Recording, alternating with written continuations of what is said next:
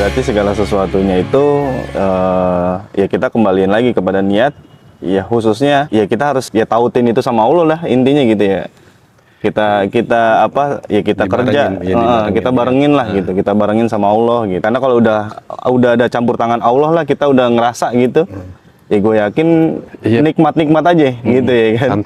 Santai aja gitu. Contoh gampangnya mungkin kayak gini kali Wong ya. Semisal contoh aja kayak misalnya gue melakukan usaha nih atau dagang misalnya. Gua berdagang atau bisnis lah bahasanya, kita bisnis A misalnya gitu. A-nya ini misalnya kita ngambil gampangnya adalah usaha makanan misalnya gitu. Nggak berhasil nih, gulung tikar, ya kan. Usaha kedua yang usaha B nih, misalnya kita usaha konveksi misalnya gitu. Gagal juga.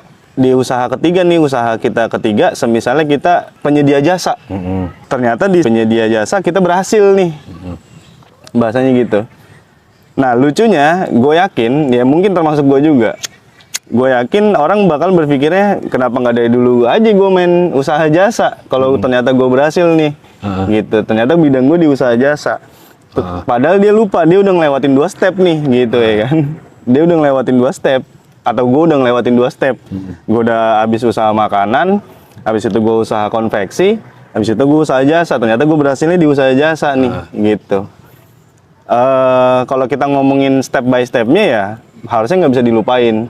Ya kita akhirnya bisa, mungkin ketika di bisnis ketiga otomatis kan gue berarti udah bisa ngatur keuangan gue misalnya gitu. Gue udah bisa manage ya kan segala macem. Sampai akhirnya gue bisa tahu nih, beli barang sekian berarti yang harus gue dapat untung sekian misalnya gitu. Gue nyediain jasa sekian, modalnya sekian berarti yang harus gue dapat sekian.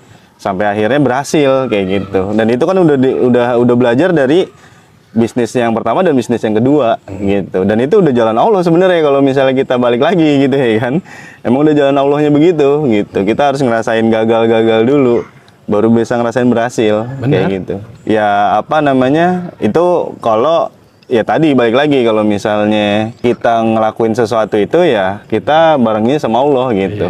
Niatinnya ya buat ibadah dan lain-lain kayak gitu. Sampai akhirnya ya kita nggak menuntut hasil. Yang bisa begitu kan cuma orang-orang yang punya kesadaran gitu. Yes, benar. Orang-orang yang punya kesadaran nggak bisa ya. Pasti yang kayak lu bilang kenapa nggak dari dulu. Padahal kalau lu mau naik ke tangga, kita mau ke atas nih kita harus naik ke tangga 1 dulu ya. Habis gitu tangga kedua, 3 biar bisa sampai atas. Iya. Iya hidup kan kayak gitu, cuman bedanya sukses keberhasilan kan gitu.